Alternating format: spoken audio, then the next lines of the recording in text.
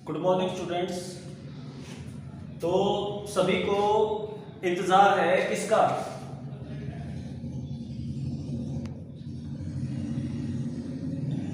CTET result का, CTET के result का। ठीक है, पहले ही ज्यादा अच्छा था, ऑफलाइन हो जाता था, सीबीएसई बोल देता था कि भाई 6 हफ्ते में रिजल्ट आ जाएगा और वो 10 दिन पहले ही रिजल्ट दे देता था। इस बार बच्चों की भी हालत खराब, सीबीएसई की भी हालत खराब। क्यों? क्योंकि सीबीएसई ने पहली बार जो एग्जाम लिया वो ऑनलाइन मोड में लिया। अब ऑनलाइन मोड में देखो, सीबीएसई ने सोचा तो क्या बहुत बढ़िया होगा कि हाँ चलो ऑनलाइन है, ज्यादा दिक्कत नहीं आएगी, ना मार्कशीट इकट्ठी करनी ना और कुछ, तो अपना सीधा कंप्यूटराइज्ड हो जाएगा सब कुछ। और उन्होंने ऑनलाइन का ठेका ले दिया टीसीएस आयोन को। ठीक है, उसको जिम्मेदारी दी गई।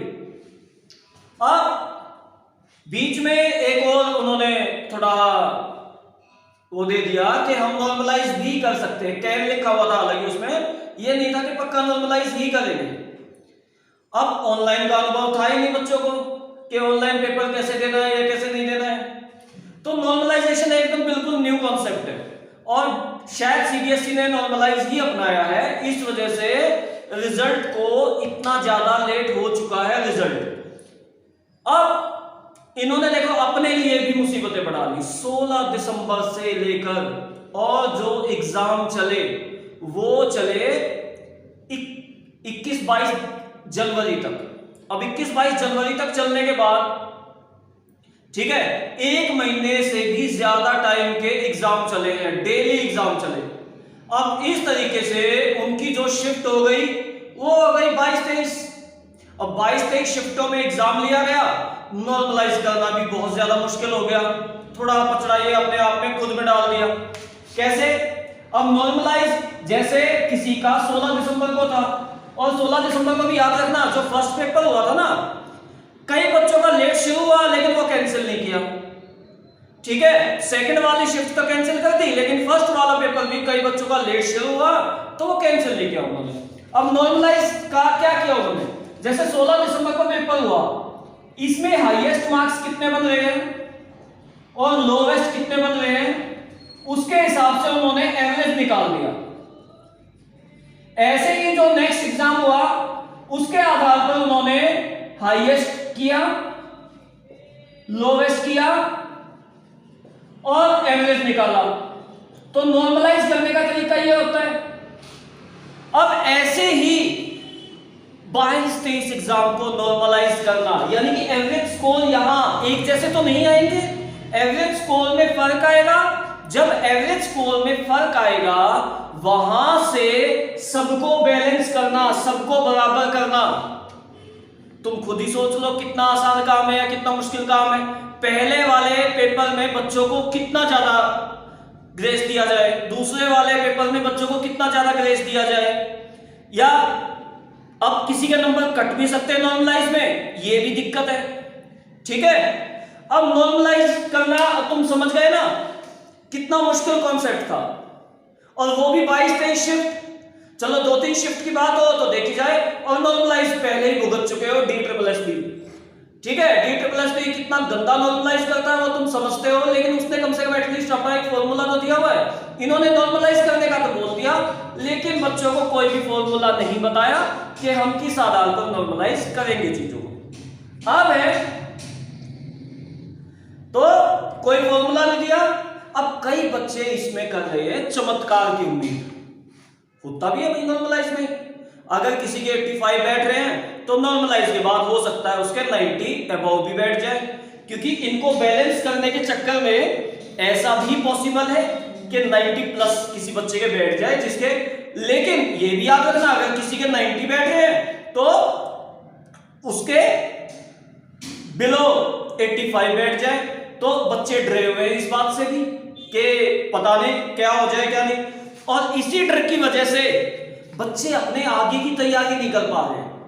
जो सितंबर में DSSS के एग्जाम होने, बच्चे उसके लिए प्रिपरेशन नहीं कर पा रहे, और जो इस साल KVS की निकलने वाली है बच्चे उसके लिए भी प्रिपरेशन नहीं कर पा रहे। सीटेट का रिजल्ट जितना डिले होगा उनको तैयारी का टाइम उतना ही कम मिलेगा और कंपटीशन वो compete उतना ही कम कर पाएंगे, क्योंकि भाई ये तो सबके साथ होता है, जब तक रिजल्ट नहीं आ जाता, जब तक हम अपने आप को पास नहीं देख लेते, हमारी तो बेचैनी बढ़ती रहेगी और हम बार बार उसी चीज में देखते रहेंगे। तो सबसे पहले कंपलसरी था बच्चों के लिए रिजल्ट आना, जो कि अब तक नहीं पाया। अब अगली बात करते हैं। सीटेट में मेरी बहुत सारे बच्चों से बात हुई। ऑनलाइन पेपर ना, एक तो बच्चे को एक्सपीरियंस नहीं था बिल्कुल भी, तो आंसर की में बच्चों के मार्क्स जो हुए हैं वो कम हुए हैं। जब ऑनलाइन पेपर दे के आया था बच्चा, तो वो बता रहा था कि उसका बहुत बढ़िया हुआ है, 110 115 तक का भी हुआ है। लेकिन जब आंसर की आई तो उसी बच्चे के 98 97 इसके आसपास भी बन रहे। ठीक है, क्योंकि इसमें उन्होंने हल्का बहुत पैटर्न तो चेंज किया, कुछ क्वेश्चंस रीजनिंग के डाल दिए, ईवीएस में भी कुछ क्वेश्चंस उन्होंने जनरल ईवीएस के डाल दिए, जो कि थोड़े पैटर्न से हटके थे और बच्चे उनकी तैयारी नहीं करके गए थे। तो इसी वजह से अब यही दिक्कत आई। जैसे इवैल्यूएशन में पढ़ते हैं ना, इवैल्यूएशन में क्या पढ़ते हैं, विश्वसनीयता, रिलायबिलिटी।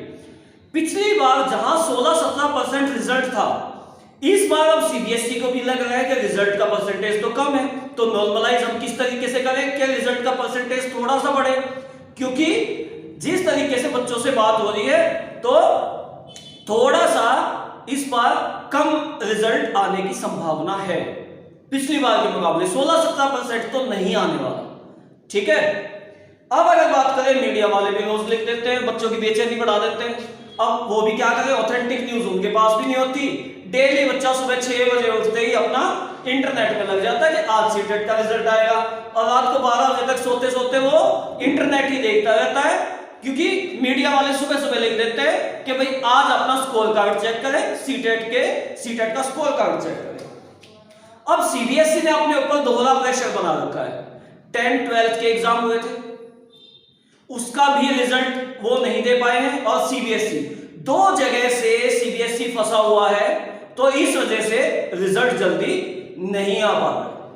ठीक है, तो बच्चे असमंजस में यही है कि भाई सितंबर या केवीएस की तैयारी शुरू करें या ना करें। अगर नहीं करेंगे तो वो दूसरे बच्चों से बहुत ज्यादा पिछड़ जाएंगे। ठीक है, इसमें सीबीएसई की खैर मैं गलती नहीं कह रहा, हालांकि सीबीएसई हमेशा उन्होंने टाइम पे रिजल्ट दिया है, लेकिन कम से कम एक नोटिफिकेशन निकाल देना चाहिए था कि रिजल्ट 15 दिन लेट है या 10 दिन लेट है, जिससे बच्चे थोड़ा चैन से बैठ सकते हैं। ठीक है, बच्चों की बेचैनी बढ़ा रखी उन्होंने।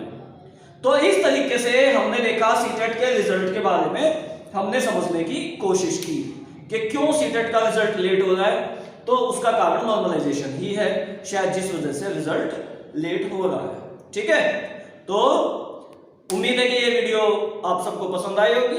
तो